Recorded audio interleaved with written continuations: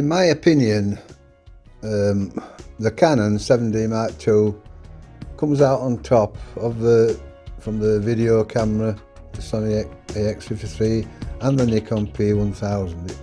The quality is there.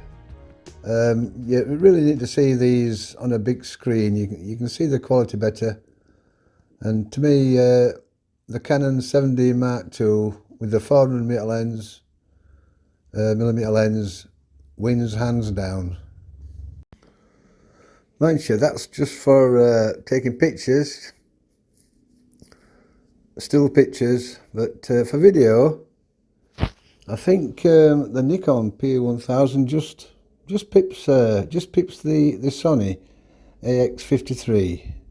And it definitely pips the Canon. The Canon 7D Mark II is not right great for taking pictures. You've got a long lens, you know, so you can't get close up. You just shake and shake and shake with it.